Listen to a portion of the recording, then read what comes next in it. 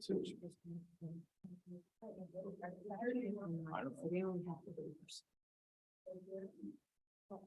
what are you gonna? Sorry. Okay. It's supposed to be like a month of recovery.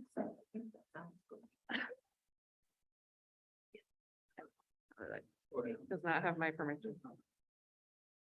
Okay. Good evening, everyone. I'd like to call this meeting to order. Madam Clerk, could you roll call of the school board members? Mr. Bryant, Present. Ms. Forsberger, Present. Ms. Dooley, Here. Dr. Kraft, present, Ms. McKeever, Here. Mr. Moore, Yes. and Ms. Barnes. Yes.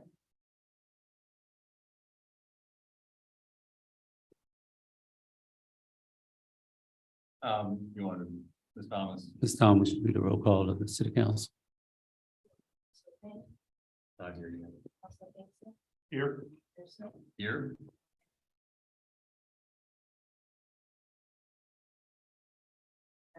You know, he's not going to be with us. So we're just early at that point, we will officially have a quorum. So let's proceed. Good evening, everyone.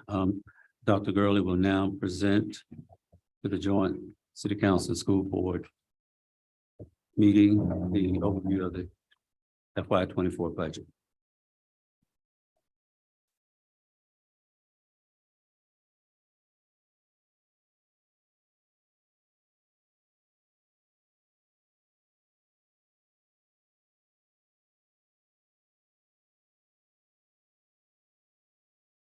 Good evening, Mr. Chair, members of the school board, Mr. Mayor, and members of the city council and all other assembled.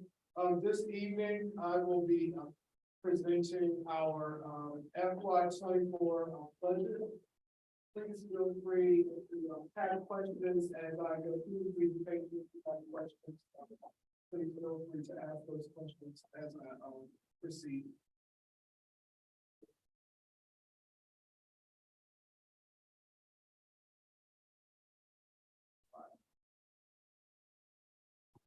All right, so for the purposes of this presentation, I will go over our budget guidance and priorities. I will talk about our enrollment. Also, I will highlight our student experiences, and then I will present to you the proposed FY24 budget and its changes. The statutory requirement says that I am supposed to put forth a needs-based budget each school year, and that's what you will see presented this evening. So I want to start with our budget priorities. These priorities were developed in collaboration with our school board and our staff members. You will see that we have placed an emphasis on building foundational skills, supporting our social, emotional, and mental health for our students and staff, and meeting and exceeding competitive staff compensation and benefits. Here, what you see is how we spend our money in accordance with our strategic plan. What you see is that 64% of our budget is centered around the academic excellence of students. And that equates to a little over $68 million. The other areas fall within our safe and supportive schools and organizational supports. I will now talk about our enrollment. What you see on this slide is our enrollment, and it goes back all the way to 2003.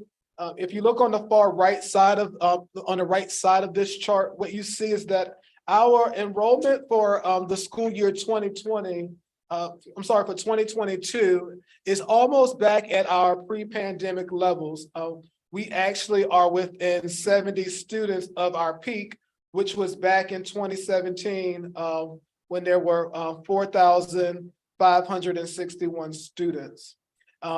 I do feel inclined to say, I've said a couple of times throughout this budget presentation that I've been very appreciative of how we have worked in collaboration with you all as a city. I think that we've been very transparent in our communications and you all have been as well. And I think that the one of the things that we will need to prioritize in terms of our communication is what happens with housing. What we know is that there are some housing projects and developments that are happening within the South First Street, within Friendship Court. And we know that the schools that are currently servicing those housing communities are already the enrollment at those schools are high. And we know that will have implications for how we serve those students. And so just as we continue to move forward, we probably will need to have some further conversations with regards to how we support those neighborhoods and what will need to happen at those schools, because some of those schools are nearing capacity and do not have room for us to, any wiggle room for us to kind of maneuver on those campuses. Dr. Gurley, can I ask you one question? Absolutely. You note that the enrollment has recovered almost to the pre-pandemic levels. What are other school divisions seeing? Are they seeing the same dip and rise back up? Are we typical in that respect? I will say with some regards, we are a little bit of an anomaly in the sense that not every school division has returned to pre-pandemic levels. I think what you will see a little in a few slides is that a lot of our enrollment is now being impacted by our students who are receiving English as a second language services. Those numbers are driving our enrollment up significantly. And when you look at what we're projecting, it does have implications on how we provide services to our students.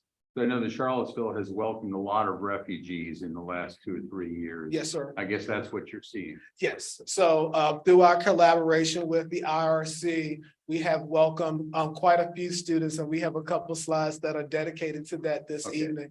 So I think you're going to get a lot of your answers there, Mr. Mayor. All right. And here's a breakdown of how we are servicing our students by grade level, by enrollment level. And you see we do service quite a few students at our pre-K level. And then you see at the elementary on through secondary. And so that does give us, that did give us a grand total of 4,491 students. And again, that's getting our numbers back up. We, one of the things that we do want to talk about is that our enrollment is changing.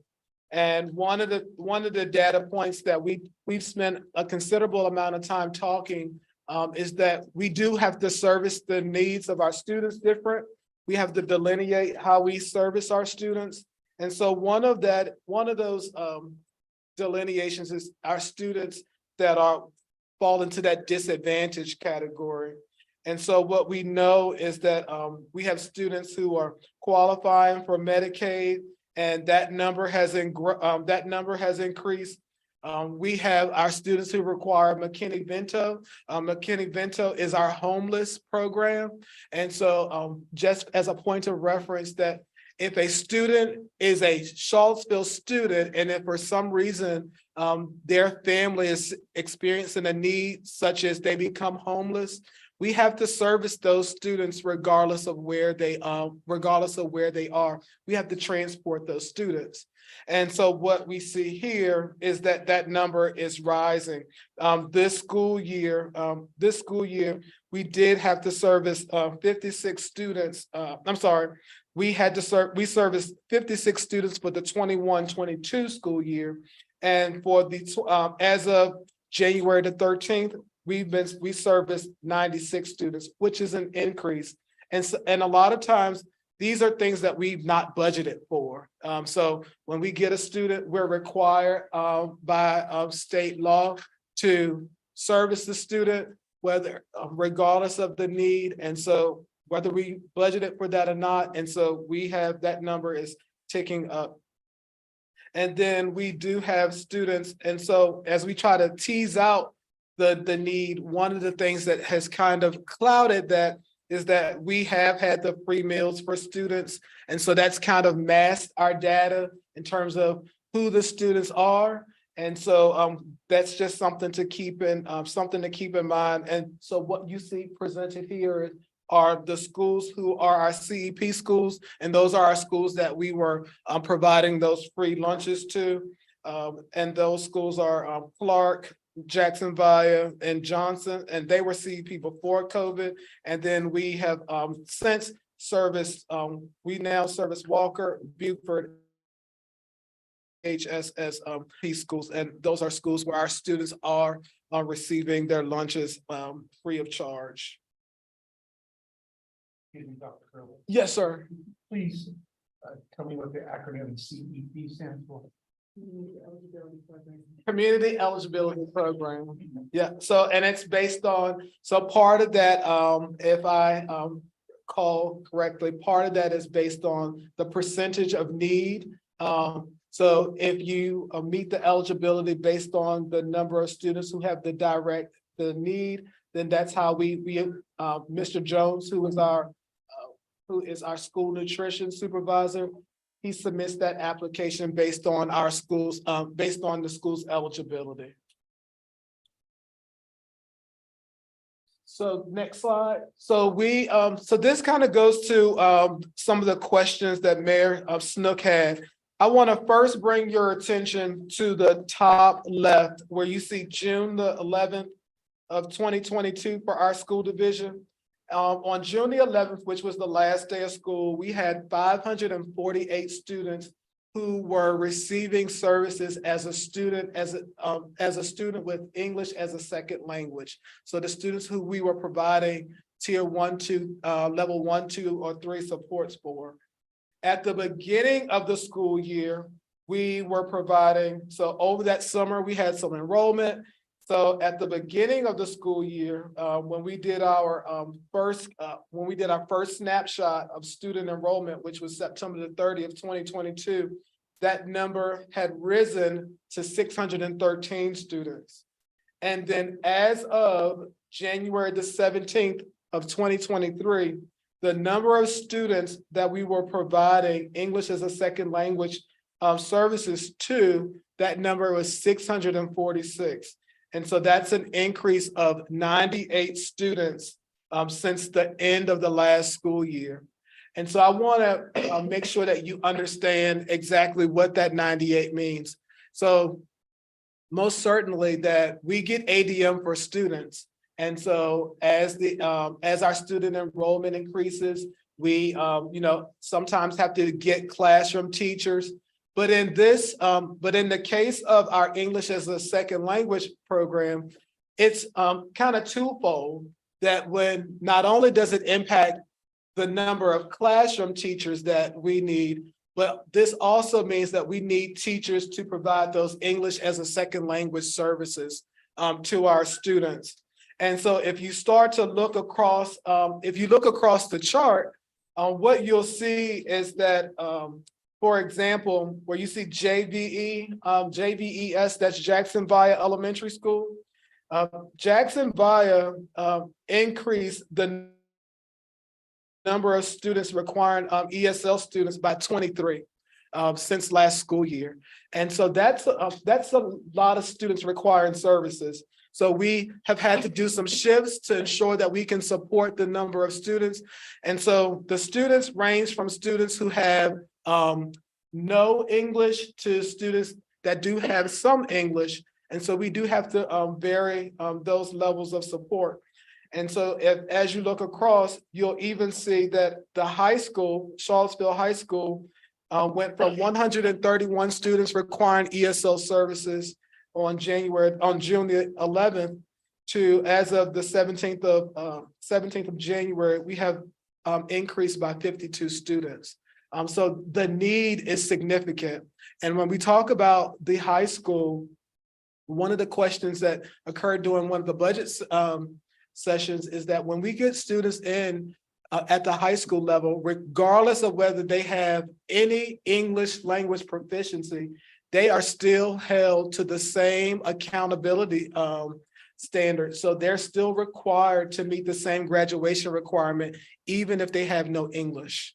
And so that does pose itself as a barrier and a challenge, but our teachers work really hard.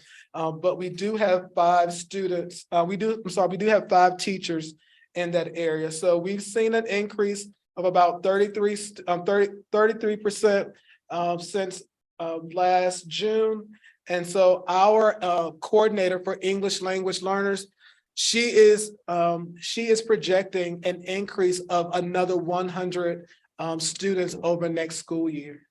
And I will tell you that she's been pretty spot on this school year. And so if you look at that trend, that means we will again be increasing the number of teachers and supports. And so, yes. Question, so am I reading it wrong that there were 19 ESOL teachers before that addition? And it's been flat since then, or is that incorrect that there was a additional ESOL teachers? So currently there are 19 teachers providing the services to those students, even with the increases. We did, I think back in November or December, we did add a position there to support the increases. And I'll talk about in a couple of slides the ask from the team in terms of adding. But yes, they have been, those 19 teachers are providing the services across our school division.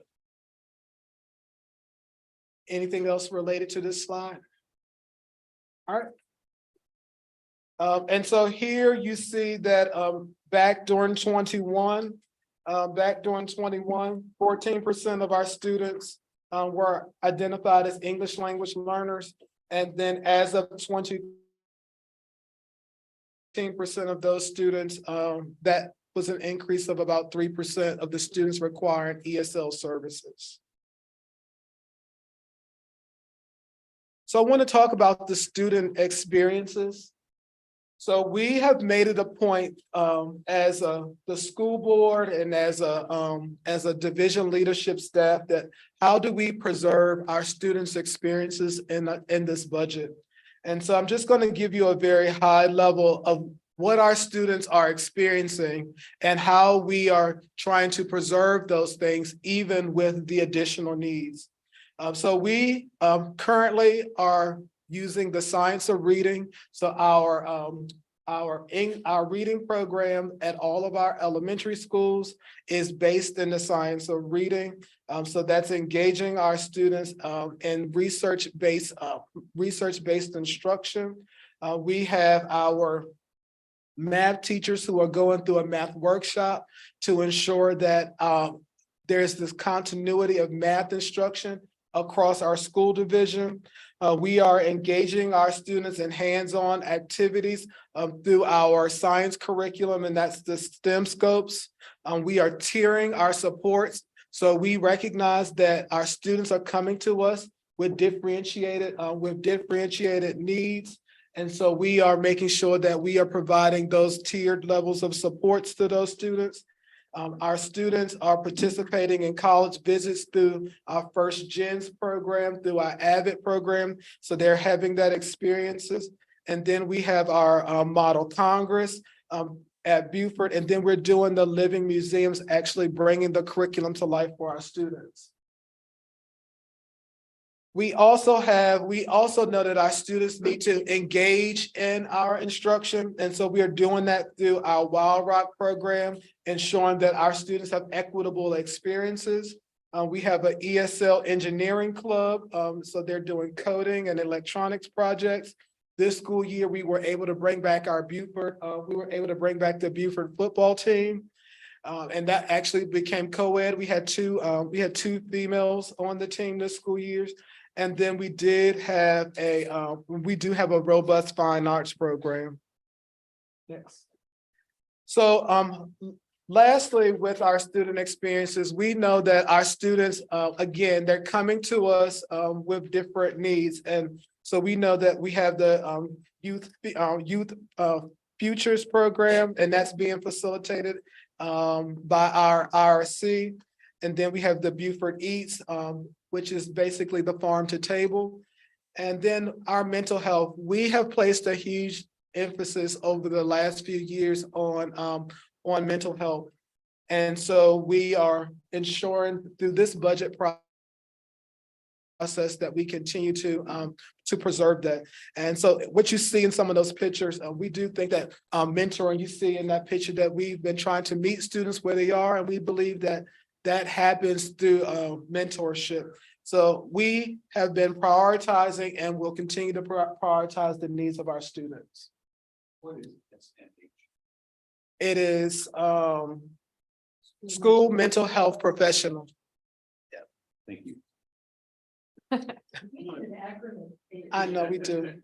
I don't think we would have enough paper for it though. Ah. All right, so here go our budget changes document. The first three lines here coincide with the requirement from our governor, where we this school year, we were required to provide a 5% pay increase to our SOQ positions. And we know that we didn't just do that for the SOQ, because in order for Charlottesville schools, city schools to function, we need to staff beyond the SOQ. So we did that this school year. We provided the average of the 5% raise. And what you see in the first three lines, we're proposing for FY24 that we do the same because it is one of the requirements of the governor's budget to do the 5% raise. We had some step corrections that needed to happen. We had some staff members, not just teachers. We had some staff members who were frozen. Their salaries were frozen during the pandemic. And so we are proposing some changes here to correct that freeze. Additionally, we do know that we're going to have some rise in healthcare costs. We had some increases in our employee assistance programs. And then lastly, we had some VEC increases. Down in the reoccurring and non-discretionary costs, I know that one of the things that had come up at previous work sessions was with regards to the people transportation contract. And I know that both teams, the city schools team, and I know the city government team has been working really closely on that. So I know that now we did get that down. We did get that amount down. I think it's about $36,000 decrease there. So that number did go down. And then one of the reoccurring costs that you see, and this is not the cost, this is the amount of the increase here. What you see is the interpreting cost is going up. And that's because the number of students and families that we're servicing, that number is going up. And I can tell you that if we continue, that if that number continues to trend up, even after the next school year, that line item will continue to increase. And I think that that's all that I wanted to highlight there. Are there any questions before I move on to the next page?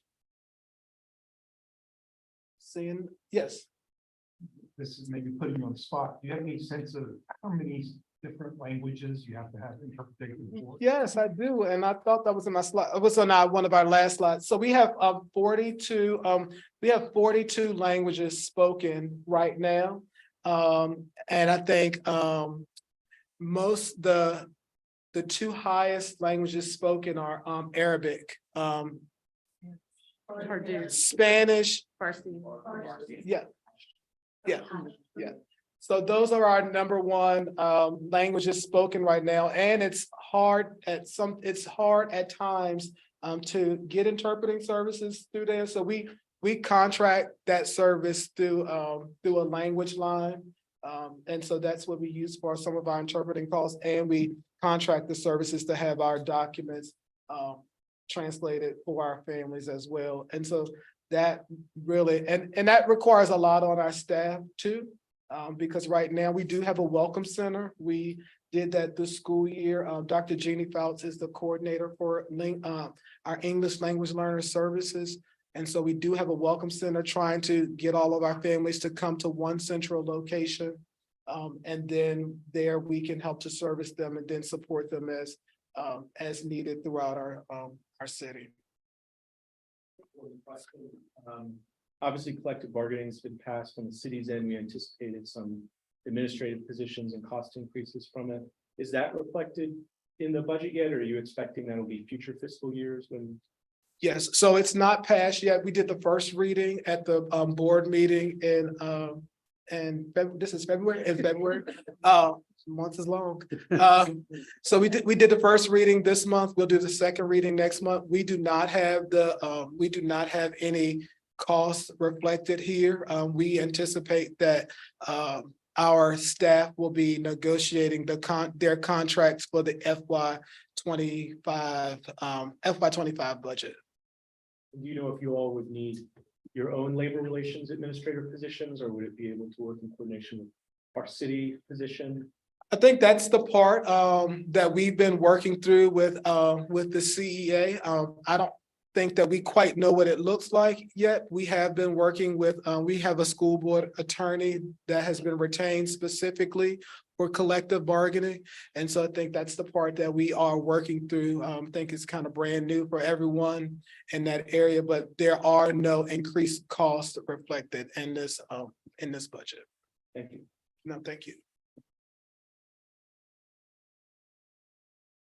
All right.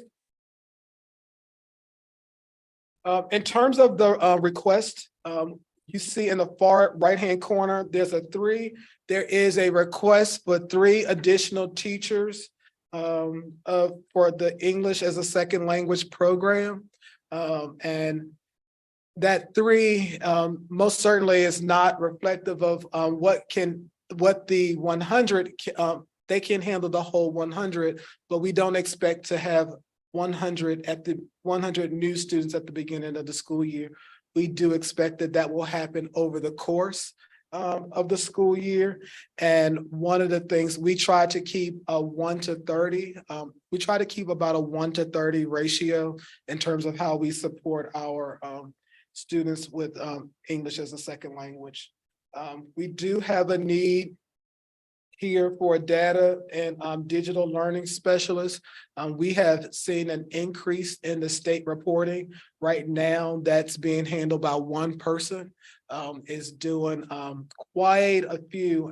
And when I say quite a few, I think we are over 30 state reports as a school division. And so she currently handles that. So this position is kind of a hybrid, someone who can support with doing the role of state reporting, but also working alongside teachers on some of our data solution programs throughout our school division. And then we placed an emphasis on graduation. We are adding a graduation coach.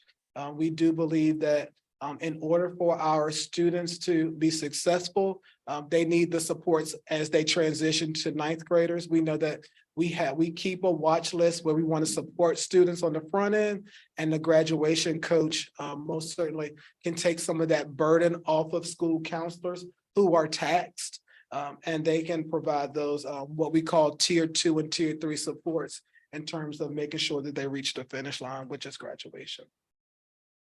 And then we are going to do an administrative cohort. We are trying to grow our own. What we found is that we don't have a viable list of like second string candidates as people get new jobs and move on. We had some difficulties just trying to find APs through the course of the over the course of the summer last year. So this program is a 1-year, 3-semester program.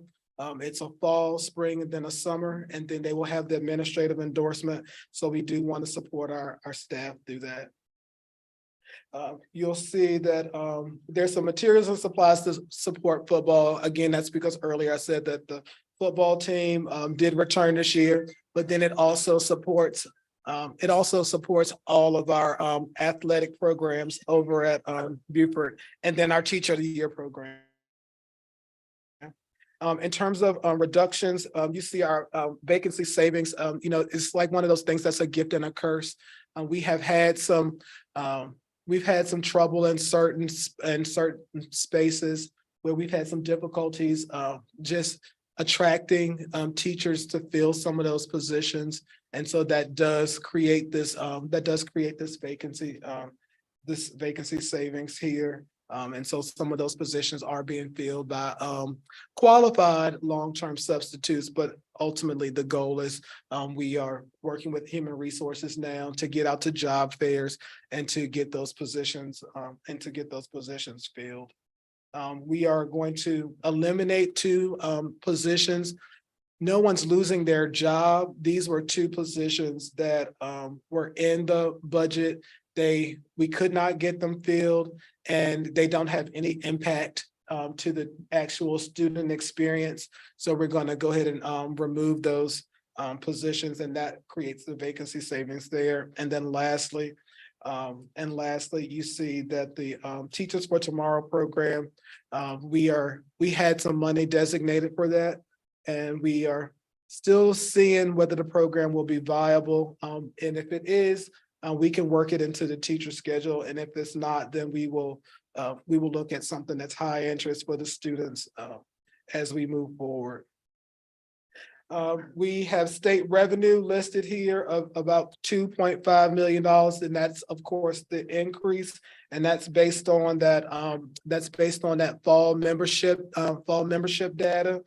And then we had the decreases to the ESSER funds, which I'll talk about in a few slides in the back, and then the estimated requests that we have from the city of the $4 million.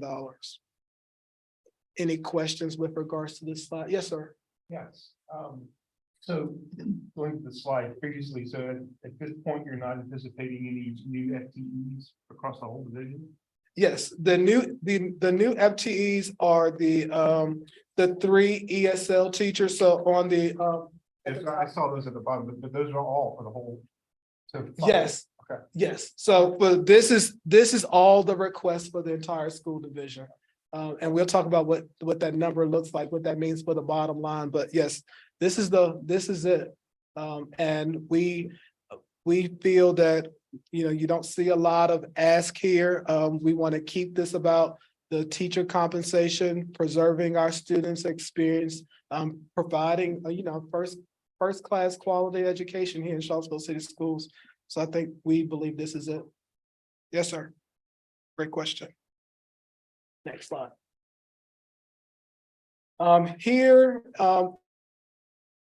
This slide, I know you all have seen on the news, there was an error at the VDOE with regards to the calculation of the basic aid, and that was due to them not recognizing the grocery tax hold harmless payments back for the 23 and the 24 year. So that did create an error for us. That shortage was about $302,000. And we are right now just monitoring it closely at the state level to see how they plan to adjust or support localities. It's impacted every school division throughout the Commonwealth.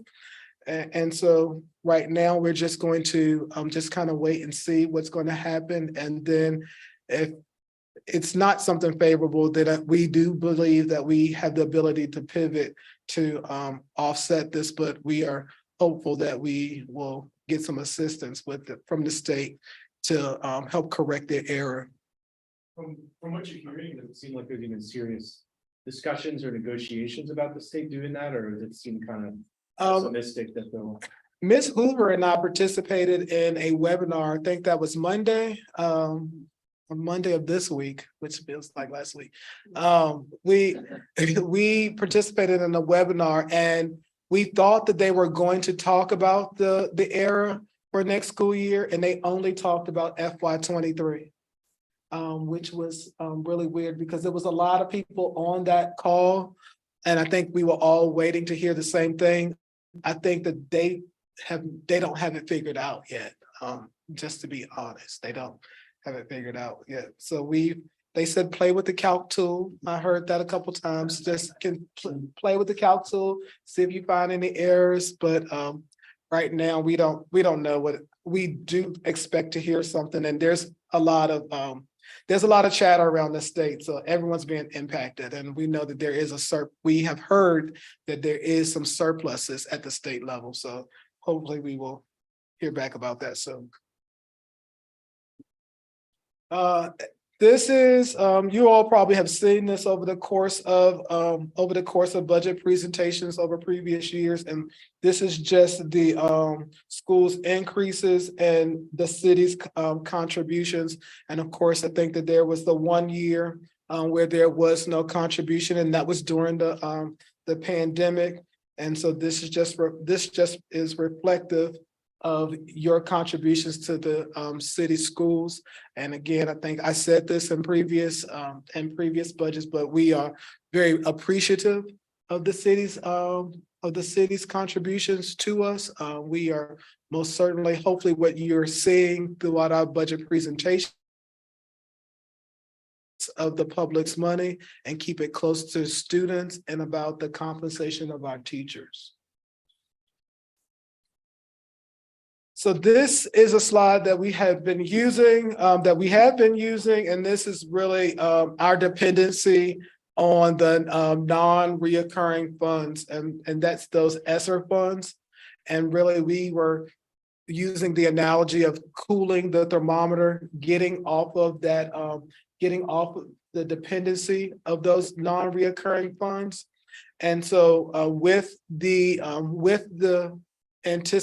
estimated ask, the $4 million, that does get us off of that fiscal cliff that we were worried about, that we know people's jobs and programs were attached to those non-reoccurring funds. So with the contribution of the $4 million, that would take us off of the dependency of those federal funds. Does that mean the FY 24 Yes. all goes to zero? Is that what happened? Yes, That's what that means, I wanted it to be clear, but my team said there's actually something in the thermometer and you can't get you can't get that out. So, yeah, so we had to leave a little bit in there Specific. for the purposes of, Physics yes. So we did leave that there. In terms of your FY 24 appropriation, it does again remove the federal fund cliffs. It helps us to stabilize our operation. It does position the schools to support the critical infrastructure. And so I know we have our working jointly with the city in terms of how we contribute our funds to our capital improvement programs. And so I think that it was just worth noting that here. And then I think this is about a lastly statement here. Yep. So lastly, I think what you want to see here, I think kind of going back to what Mr. Pinkston, our change for this school year is $46,000. The ask, so based on your contribution to our budget, this budget change for the upcoming school year, and I think this number right? Well, the number may not be right now. It changed because of the city total is 166,170. So apologize for that. yeah. I just thought about This that. number's been reflected to show the $4,166,170 new formula as calculated. Are there any other questions? And the next slide is just our the remainder of the budget calendar. What is ESSER? ESSER, that's the Federal funding. pandemic money. Yeah, pandemic. money. Yeah. That was between secondary school emergency relief. Elementary, secondary school, Emergency. emergency relief. Pandemic money, federal pandemic money. So I gather from someplace else, it's specifically out of the ARPA. Yes, it is. Yes.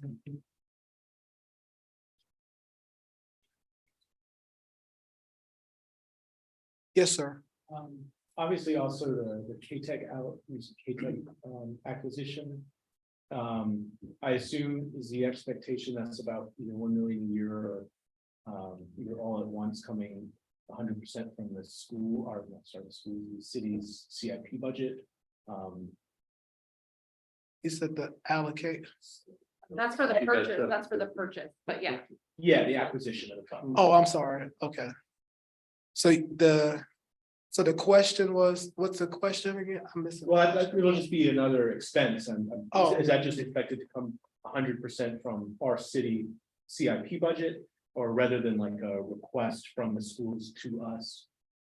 No, once the purchase is completed, I understand that we can either spend it 5.3 outright, which would come from the CIP. Or we could do it 757,000 per year for 7 years, also could come from the CIP. And we're looking at how we can do that now. It may make sense to just, buy it outright, because we would use bond proceeds, and our rate of interest rate on the proceeds would be very low, it would cost us less. So we haven't decided that yet. We're still considering that. But basically, we should expect that in our budget work sessions rather than any kind of request from you all. Right. Yes.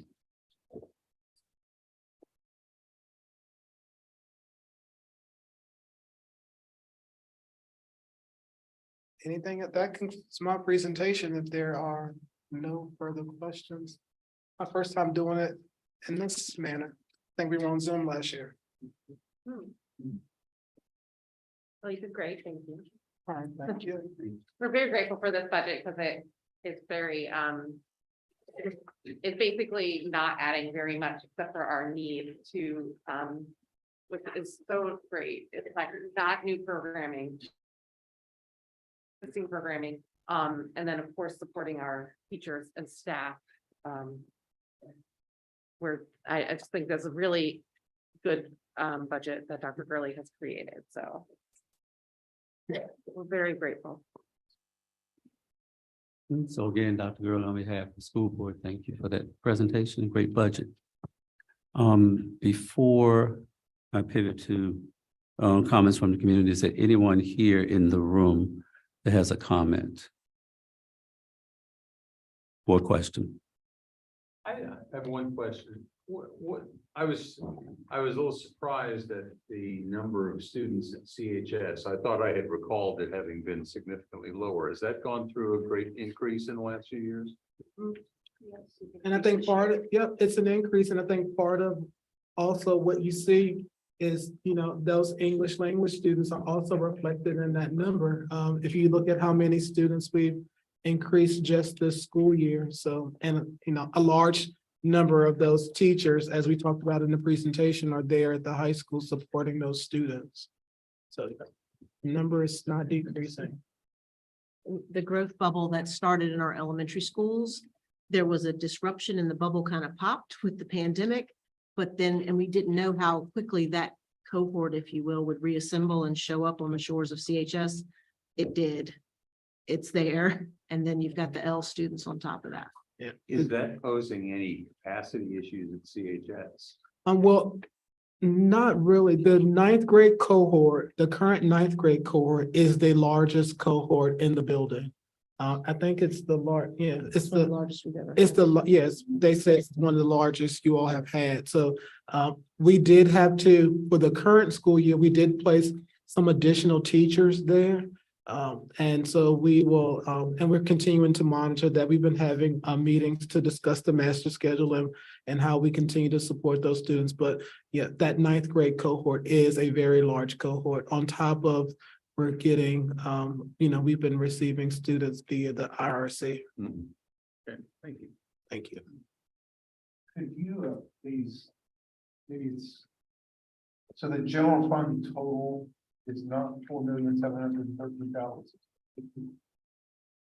Yeah, so that last budget page, the No, summary of all budgeted funds. we did not, after we, I guess after the new conversations, with the city team, we didn't update, we forgot to update that slide. That's the one?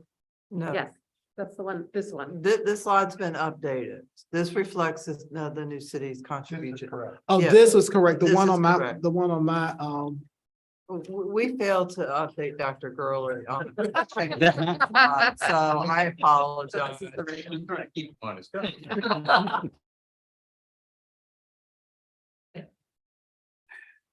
At this time, I think I have a couple of questions I would like to ask. I'm not sure if it's for Mayor Snook or Mr. Rogers. We currently have approximately 10 dedicated transit operators for a pupil with an additional 2 in training. What is the current outlook for recruiting and plans to address the continuing shortage?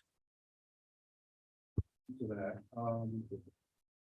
You may recall that we did increase the hourly rate for transit operators as a way to attract more drivers and to stem the tide of exiting drivers. And that seems to have had some effect in terms of hiring. We've hired more people. Williams, how many? 12 currently, we have 2 in training, so I think it's 14. Yeah. We have additional 2 in the pipeline that are awaiting their background checks. We have 4 that are in the system that applied, and we need to go to that. So the numbers are starting to come up. Our advertising campaign, you will see started, I believe yesterday. So you will see a full blanket commercial that will hit all of the networks for the next 4 months. Our goal is to get to 30. That is our working number that provides us with covering all and also giving us a couple, maybe 4 drivers for relief.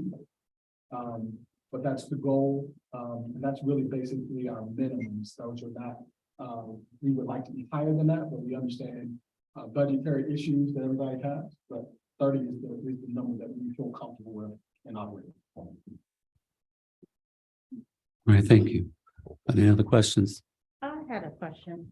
I took some notes. The fiscal year contract is about a 12% increase on the current driver pool, going up from 12 to 24, but that number might be off because we added some new ones. But when we have a gap between the budgeted amount and the actual vacancies, those savings, can those roll over the next year for the next contract? So the city's general fund appropriation is for 1 year and it expires at the end of the year. Those unused dollars that are left over roll over and become part of the city surplus. And by policy, those go to the CIP. If you recall, we're applying about 9 million of that to the CIP this year, which is helping to cover the inflationary increase for the Beaufort School project. Thank you. Yes. So we are dealing with a lot of concerns about behaviors in our schools, which I'm sure you guys have heard of in the news. So we're seeing that lots of them are spillover from activities in the community as well. And so I'm wondering if we can have a conversation or what the city can do to support us, what we can do together to help support the efforts that we're taking in the schools to address behaviors that unfortunately are not just confined to the schools. I think that is certainly a conversation that we should have. I know we have a new police chief and he's been out and about and, getting involved and engaged in the community. And he's very interested in finding ways to make the community feel safer. Some of the incidents that we're experiencing with young people in the communities, we've got to find a way to get to those kids and help support them and mentor them so that it addresses some of the behaviors that spill over from the streets to the schools. So we could talk about that and see how we can work together to really focus on the younger ones We've got to, what I hear is that people say we don't have enough to do in this community, the young people do. So we've got to solve that problem and we've got to talk about it. So it should be on the table. No, and I'd love for us to engage in some of those conversations. I think what we're finding is that it's not just the young people, that we've got parents then that are engaging in the same altercations that their children are. Yeah. And so, we're trying to provide supports in school, overwhelmingly, our schools are safe, our kids are doing the right thing. But I think this is an area where we really need to work together to support our students and our community. Absolutely agree. Can I just add to what Ms. Dooley brought up? I would echo that. I think it's really important for us right now. And, what we're seeing is some behaviors on the part of some students that are making our schools not safe for the rest of the students. And so we then are faced with, what to do about this. Should these students just not be in school? Or what, so it becomes very difficult for us. It seems like there are some students that can't function appropriately in a normal school environment.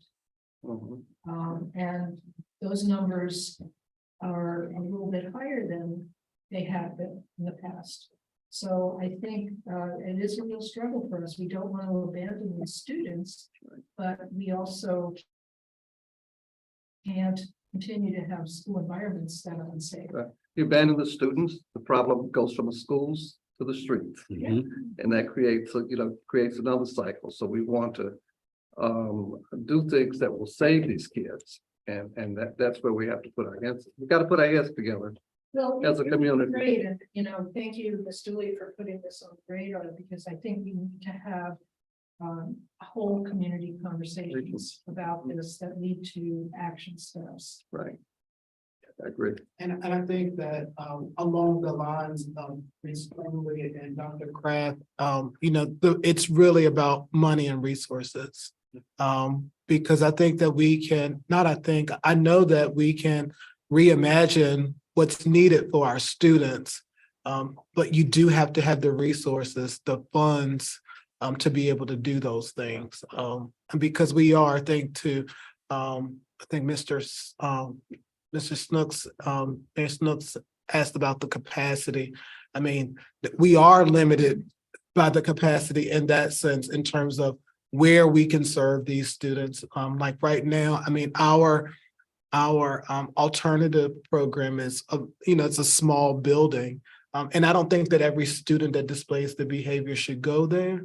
But we are limited about where we can serve these students, and we need to remove them temporarily from the building and bringing in resources. And so I know we've talked about the student experience, and in hindsight, that's probably not one of the experiences that we captured here. And probably because it didn't feel this dire at that moment in the budget development process. But now I think where we are, it is, not just a conversation, but actions and resources. Position speaks Right. to some of that. Yes. The act of the FTE Yes. is intended to target a group of students that sometimes Right. isn't focused. Absolutely. To what extent is there a thought that this may be related to, lack of socialization during COVID times? We I have a don't lot of agree. theories. Yeah. I don't Any agree. theories you like better than any other? It's just. No, I just think that we are, that sometimes people don't know how to express their needs. I think this is a reflection of something that's bigger.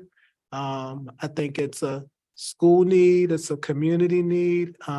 They're tied to some generational things, and I just think that we have to help people unlearn some very bad behavior. But I don't think that this is not blame this on COVID. No, I think you're seeing this nationwide. And I think that what we've heard is we've seen this in Charlottesville for decades. And so I just think that it's, we're just at the point where we stop talking about it as a school system and as a city, and we just say, we're gonna do what we said we're gonna do, and I think that's what we all are saying we're committed to doing. And Mayor Snow, just to add kind of to what everyone has been saying, one of my first experiences when I moved here, kind of these generational things is that just when you look at a preschool here in Charlottesville, I grew up in Arkansas, so I guess the whole state is Title I, everyone goes to preschool. So, but here, either you have to, it's like the dichotomy, you have to be able to afford something very nice, or you have to qualify because you don't make enough. Even with those spaces, it's limited. And then you have so like, there's a segregation that starts in Charlottesville very early on. And then also on one of the budget points, Dr. Gurley mentioned that the football team came back at Beaufort. And, you know, we're all learning. I don't know what I don't know until I realize it, but the amount, Beaufort itself, the school, the amount of resources that like if you look at our elementary schools, the resources that we have, then when we get to the upper elementary and the middle school level, the resources that go into those schools right now, Walker and Beaufort are both Title I. Everyone gets a free lunch, but they didn't even have a sports team at Beaufort. And then, you know, meanwhile, if you're in this community, you have resources, you can play in all the leagues, you can do all these things. And so that's another, like, so if you're a student and you're dealing with all these things at the Beaufort level, there's no outlet to even play sports or do things like that. And those are historical things that have happened. And then when we get to the high school level, we have a plethora of programming, but we've lost some students already before we're even, not lost, but they're already, you know, behind the game because they haven't had access to these resources. And they're failing their academic subjects. And they're skipping school. Well, I don't think it's I'm speaking specifically, if you're showing up every day and doing what you're supposed to, even if you need an outlet, there's no outlet there for you. And the city does a lot of good programming, but there's some things like that Beaufort, that situation, that's decades old, that neglect. And so the things are just kind of building up over time. Is football the only sport that Beaufort is offering at this point? No, they have basketball. They've had baseball, they've had Baseball, wrestling, yeah. they've had, and a lot, I mean, this is the first year they've had football in a Okay. long time. Okay, But they've had cheerleading, they've had many other, my children both played baseball and wrestling at Beaufort. So. okay. Thank you. I would just like to add to the conversation that when we are talking about mobilizing the community, it is going to be extremely important that we have those parents at the table, somehow to reach out and embrace those parents, because that's the key element that's missing. We must have the voices of those parents, especially those students who are having difficulties in school with their academics, you know, skipping and fighting. Those parents need to be at the table. No ifs, ands, and buts about it. We've got to find a way to reach those parents and bring them to the table. In a non-judgmental way. Yes. Yes. That's where I would also be concerned about the police being like the first kind of way we think about this. I think there's a lot of social services in our community, and and while I applaud the police chief for wanting to get in the community and be active here, I don't think that is the only partnership that we can make, and the only, I think we need to bring multiple city resources to the table, not just the new police chief. So, Chair Brian and others, have you all had any even just brainstorming thoughts about what beginning that conversation could look like? Is it community forums with the school board and city council, reaching out to people more one-on-one and directly first, or what should we on council be thinking about how to be constructively part of that conversation? I think I think it requires us as a think tank to know what we're gonna offer people. I think that they're tired of hearing us talk. They're tired of hearing us talk. I mean, when we show up, they want to know that this is going to be available. I mean, every time a parent meets with me, they say, there's nothing here for me. There's nothing here for my child to do. And I think that when we show up, we have to be able to say that on this date, this will be available. because I think that they just keep telling me, you know, they're tired of hearing me talk. They want to know what we can do. Any other comments? Questions before I move to community comments? I think to your question, Mr. Payne, like, yes, all of that, right? The forums, and I think there are certainly key players in the community who have a platform, for better or worse sometimes, that can be engaged in problem solving as well. Just one last question, just totally different topic, but returning to the collective bargaining. I guess more just a thought, but you know, as you finalize it, I think it would be great if there is any opportunity for the school to rely on our labor relations administrator position. I know there's a lot of negotiations. I don't know how feasible that really is, but it just jumps out at me as a great way to kind of use what we're already moving forward with. It's efficiency, but sure. Absolutely. And Superintendent, let's talk about that. It's something that I think would be a very efficient way of proceeding. Yes, sir. Okay. Just add one more thing back to what we were talking about. I think the starting point really is just raising the visibility of these issues in the community at large. And so, you know, I think there are ways of going about it. But I think having gatherings where people can get together, where parents will be able to come, where we'll be able to come, where some students will be able to come, and other community partners can be there, just to begin that. And I think there are a lot of smart people in Charlottesville who could help us then figure out directions that we need to go to take action steps. But to start, just raise the visibility of these concerns. I just wanted to add that I really appreciate the effort that you guys have, the city has made around crossing guards and our walk to school issues. Like, I just feel like I think there's some action steps that y'all have taken, and I just really appreciate that for our students who are walking to school.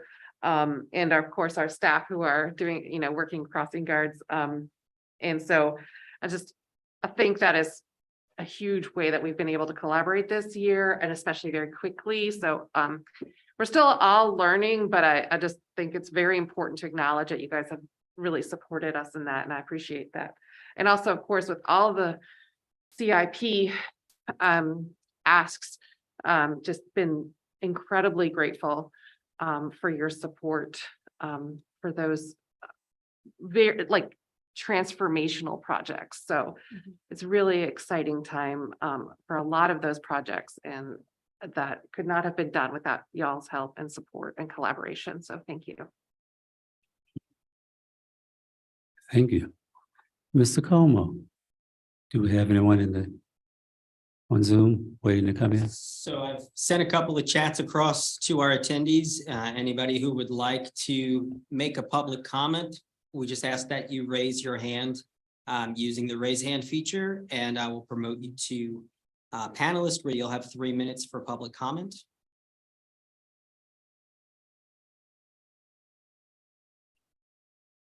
And we do have somebody. I'm going to promote them.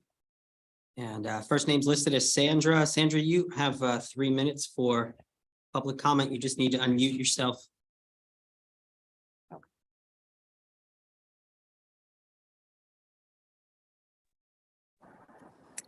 Yes, can you guys hear me? Yes. Thank you. All right, good evening, counselors and members of the board. My name is Sandra Avalos Poe. I'm a community organizer for Charlottesville United for Public Education, championing students and families in Charlottesville. I'm here to ask for continued and increased financial support of our schools and highlight 3 of the most important needs that I'm hearing within the community. The first need that we have had continued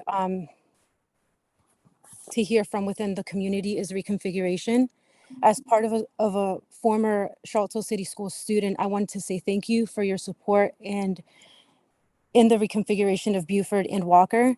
This critical transition period for young students deserves this refresh and investment.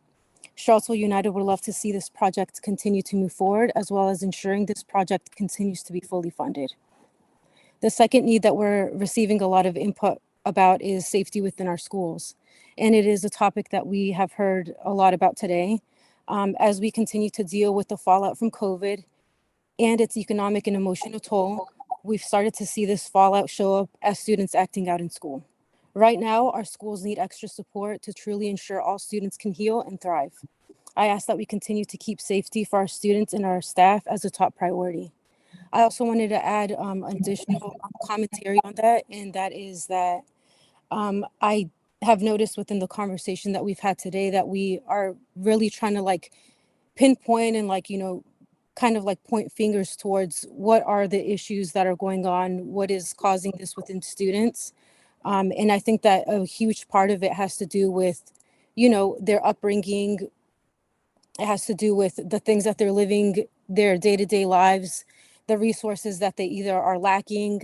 So I think it's really hard to try and say that, students are acting out for, for a specific reason. I think it's more important to figure out how we can collaborate together to find a solution, because these students are top priority for us. We need to be able to do what needs to be done for them. And then the last need that we actually have heard of the most is transportation. Again, thank you guys for having that conversation about transportation today. Our lack of transportation to schools continues to be a top issue for families. Charlottesville United has partnered with the Community Solutions Clinic to better understand the problems and possible solutions as we need continued focus on this issue. Charlottesville United wants to be a partner in ensuring our families and students' voices are heard and addressed, and would love to collaborate to ensure our schools and our students have the resources that they need. Thank you guys so much for your time and for your ongoing work and efforts. Thank you very much for your comments. Is there anyone else?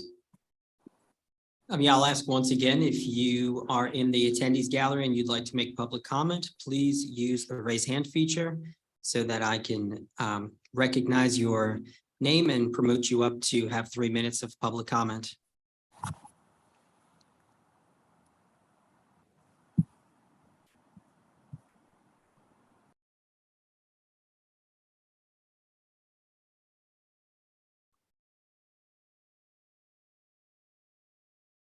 Well, thank you very much. Let's close up community comments. Before I make final remarks, I have a community comment, even though. Kristen, just, to say your name. My name is Kristen Sakis. I don't have any longer children in the schools. I've got children in the school. Oh, thanks. Okay, I'll just sit down here. So I have both a quick comment and then a question about going back to the budget. The comment is one of the ideas that I've heard floated around in the community is I love the idea of the school board and the city and even the police talking about what could happen, but I would also love to see those bodies listen and have a community forum where there is no real input from the city or the school board or the police, just saying, so you all know your kids best, what's going on, what could help, what do you want from us? And to use that as a basis for the planning for the actions, which Ms. Curley, I think is absolutely correct. Talk is cheap, but I think that would help to inform some of that decision making. So the other question I had was about the data specialist that you're adding, I think a half a data specialist onto the staff. Is that person a person who could also be responsive to some of the neighborhood-based organizations looking at disaggregated data so that they can track progress? I know that there's been a staffing issue about doing that over the last few years. No, we have the Office of Strategic Initiatives, and so that would fall under if anything community-based would fall under our equity and community engagement. Thank you.